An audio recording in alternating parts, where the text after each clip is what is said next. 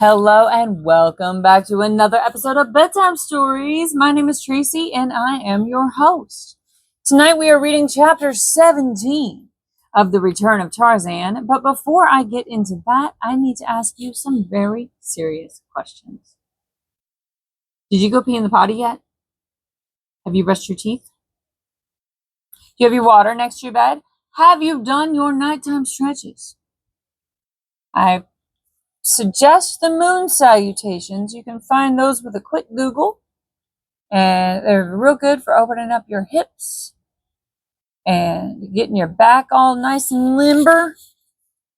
It's just excellent all the way around. It's a little bit more difficult than a sun salutation, but I mean, it's all subjective. But anyway, I'm so proud of you for taking care of all of those things already. You're doing so good. Like, you don't even need me hardly, but you still want me around, so I'm going to read this next chapter. Cool? Cool. All right. This one is called The White Chief of the Waziri. When the eyes of the black Maniuma savage fell upon the strange apparition that confronted him with menacing knife, they went wide in horror. He forgot the gun within his hands. He even forgot to cry out. His one thought was to escape this fearsome-looking white savage, this giant of a man upon whose massive, rolling muscles and mighty chest the flickering firelight played. But before he could turn, Tarzan was upon him, and then the sentry thought to scream for aid, but it was too late. A great hand was upon his windpipe, and he was being borne to the earth. He battled furiously, but futilely. With the grim tenacity of a bulldog, those awful fingers were clinging to his throat. Swiftly and surely, life was being choked from him. His eyes bulged, his tongue protruded, his face turned to a ghastly purplish hue. There was a convulsive tremor of the stiffening muscles, and the Maniuma sentry lay quite still. The ape-man threw the body across one of his broad shoulders and, gathering up the fellow's gun, trotted silently up the sleeping village street toward the tree that gave him such easy ingress into the palisaded village. He bore the dead sentry into the midst of the leafy maze above. First he stripped the body of cartridge belt and such ornaments as he craved, wedging it into a convenient crotch while his nimble fingers ran over it in search of the loot he could not plainly see in the dark. When he had finished, he took the gun that had belonged to the man and walked far out upon a limb, from the end of which he could obtain a better view of the huts. Drawing a careful bead on the beehive structure, in which he knew the chief Arabs to be, he pulled the trigger. Almost instantly there was an answering groan. Tarzan smiled. He had made another lucky hit. Following the shot, there was a moment's silence in the camp, and then Maniuma and Arab came pouring from the huts like a swarm of angry hornets. But if the truth were known, they were even more frightened than they were angry. The strain of the preceding day had wrought upon the fears of both black and white, and now this single shot in the night conjured all manner of terrible conjectures in their terrified minds. When they discovered that their sentry had disappeared, their fears were in no way allayed, and as though to bolster their courage by warlike actions, they began to fire rapidly at the barred gates of the village, although no enemy was in sight. Tarzan took advantage of the deafening roar of this fusillade to fire into the mob beneath him. No one heard his shot from above the din of rattling musketry in the street, but some who were standing close saw one of their number crumple suddenly to the earth. When they leaned over him, he was dead. They were panic-stricken, and it took all the brutal authority of the Arabs to keep the Maniuma from rushing helter-skelter into the jungle, anywhere to escape from this terrible village. After a time, they commenced to quiet down, and as no further mysterious deaths occurred among them, they took heart again, but it was a short-lived respite. For just as they had concluded that they would not be disturbed again, Tarzan gave voice to a weird moan. And as the raiders looked up in the direction from which the sound seemed to come, the ape-man, who stood swinging the dead body of the sentry gently to and fro, suddenly shot the corpse far out above their heads. With howls of alarm, the throng broke in all directions to escape this new and terrible creature who seemed to be springing upon them. To their fear-distorted imaginations, the body of the sentry, falling with wide, sprawled arms and legs, assumed the likeness of a great beast of prey. In their anxiety to escape, many of the blacks scaled the palisade, while others tore down the bars from the gates and rushed madly across the clearing toward the jungle. For a time, no one turned back toward the thing that had frightened them, but Tarzan knew that they would in a moment. And when they discovered that it was but the dead body of their sentry, while they would doubtless be still further terrified, he had a rather definite idea as to what they would do, and so he faded silently away toward the south, taking the moonlit upper terrace back toward the camp of the Waziri. Presently one of the Arabs turned and saw that the thing that had leapt from the tree upon them lay still and quiet where it had fallen in the center of the village street. Cautiously he crept back toward it until he saw that it was but a man. A moment later he was beside the figure, and in another he had recognized it as the corpse of the Manyuma who had stood on guard at the village gate. His companions rapidly gathered around at his call, and after a moment's excited conversation, they did precisely what Tarzan had reasoned they would. Raising their guns to their shoulders, they poured volley after volley into the tree from which the corpse had been thrown. Had Tarzan remained there, he would have been riddled by 100 bullets. When the Arabs and the Manyuma discovered that the only marks of violence upon the body of their dead comrade were giant fingerprints upon his swollen throat, they were again thrown into deeper apprehension and despair. That they were not even safe within a palisaded village at night came as a distinct shock to them. That an enemy could enter into the midst of their camp and kill their sentry with bare hands seemed outside the bounds of reason. And so the superstitious Manyuma commenced to attribute their ill luck to supernatural causes, nor were the Arabs able to offer any better explanation.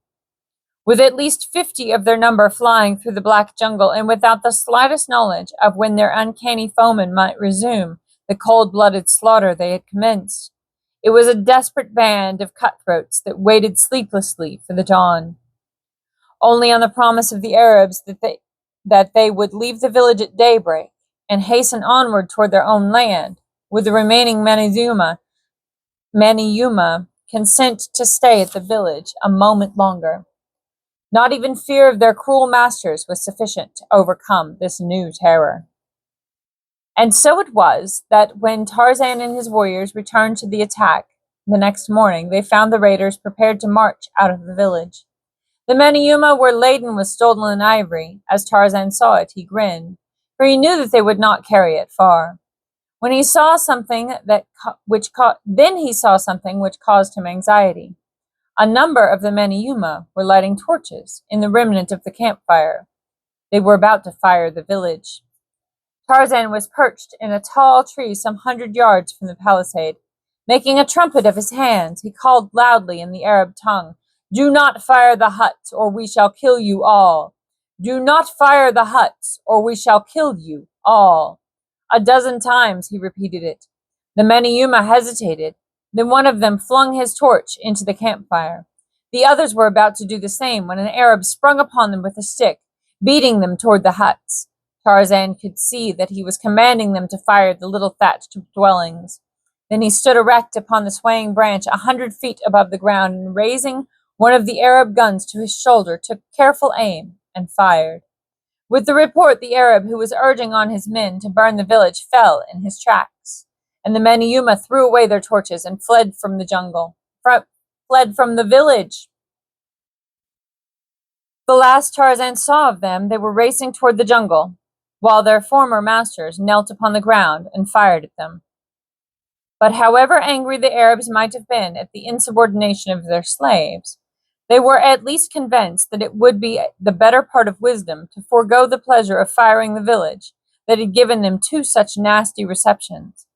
In their hearts, however, they swore to return again with such force as would enable them to sweep the entire country for miles around until no vestige of human life remained. They had looked in vain for the owner of the voice which had frightened off the men who had been detailed to put the torch to the huts, but not even the keenest eye among them had been able to locate him. They had seen the puff of smoke from the tree following the shot that brought down the Arab, but though a volley had immediately been loosed into its foliage, there had been no indication that it had been effective. Tarzan was too intelligent to be caught in any such trap, and so the report of his shot had scarcely died away before the ape-man was on the ground and racing for another tree 100 yards away. Here he again found a suitable perch from which he could watch the preparations of the raiders. It occurred to him that he might have considerable more fun with them, so again he called to them through his improvised trumpet.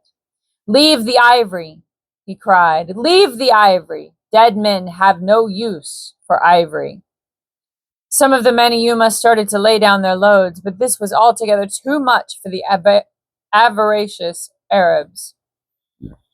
Oh, excuse me. With loud shouts and curses, they aimed their guns full upon the bearers, threatening instant death to any who might lay down his load. They could give up firing the village, but the thought of abandoning this enormous fortune in ivory was quite beyond their conception. Better death than that. Excuse me, I'm sorry. I need a drink of water.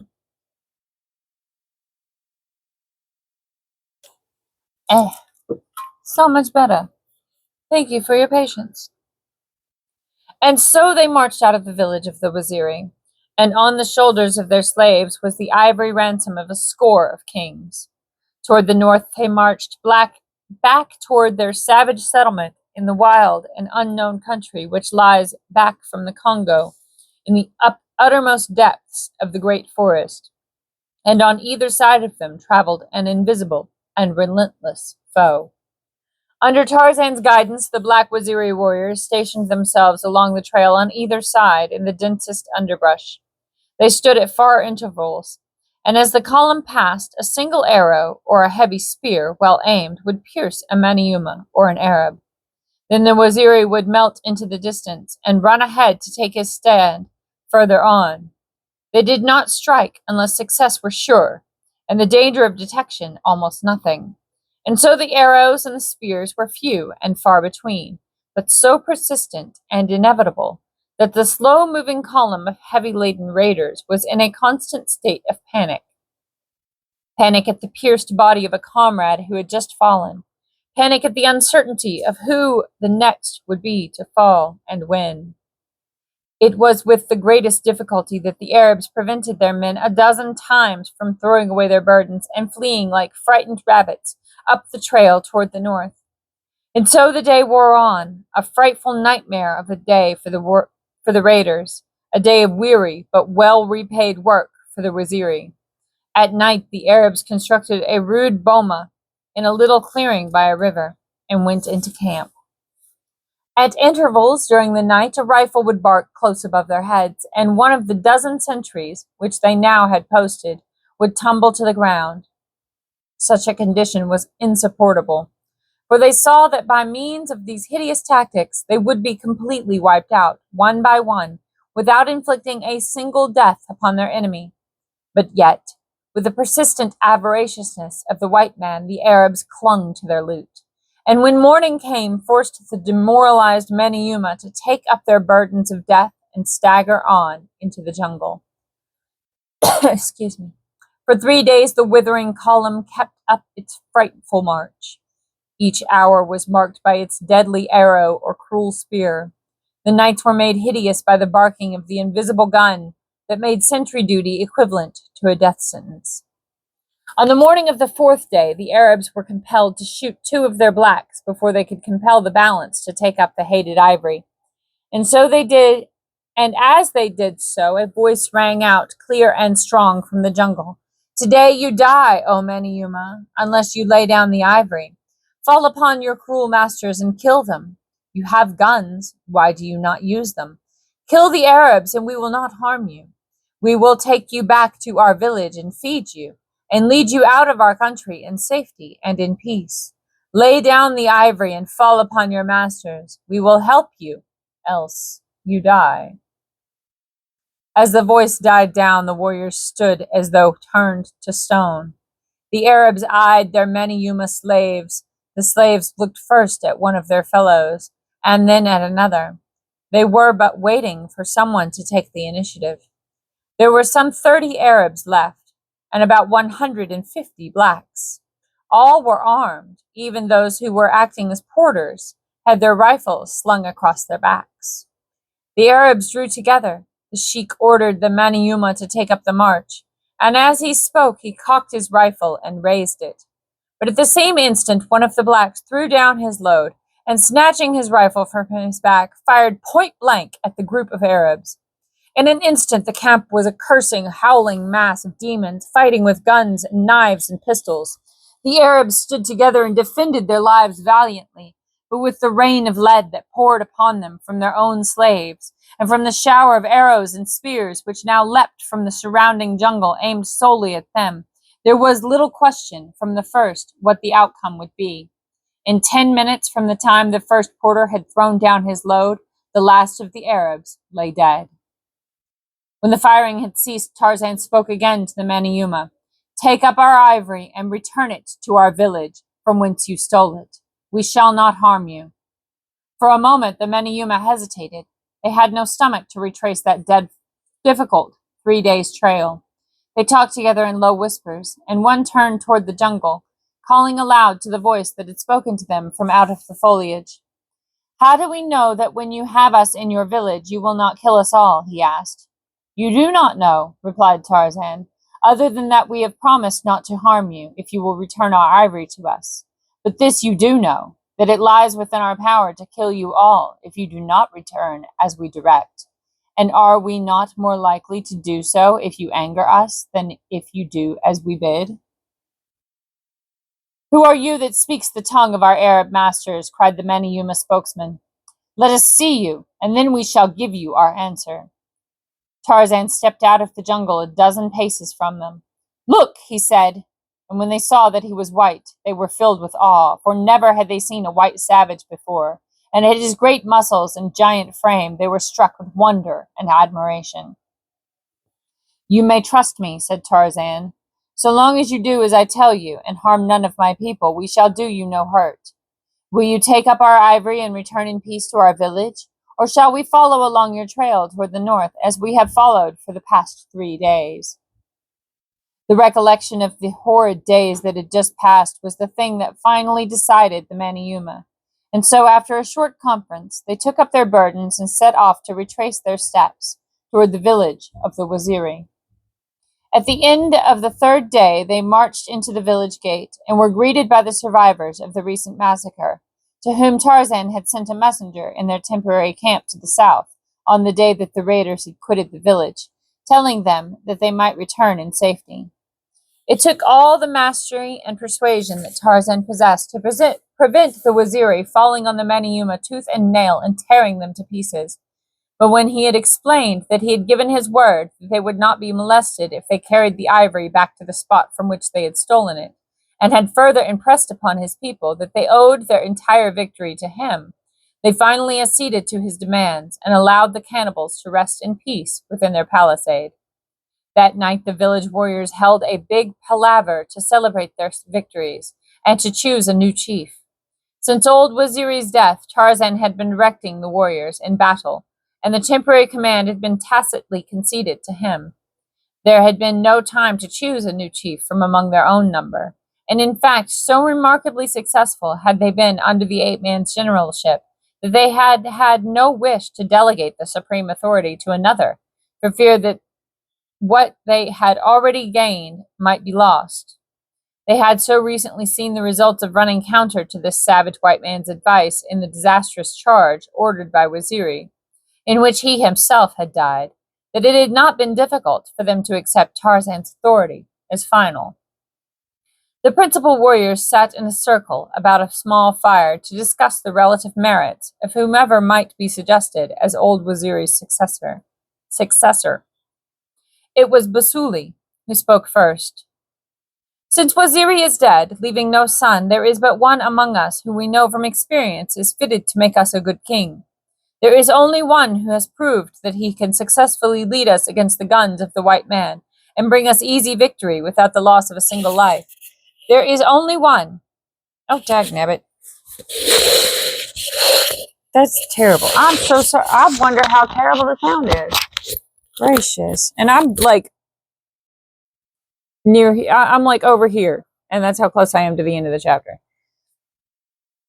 I got into it. As you can see, I got into it. I do apologize. I hope it's not awful because I'm not doing a second take. I'm a one take McGee, especially with this stuff. Especially when I'm 20 minutes in. Yeah. Anyway, moving on.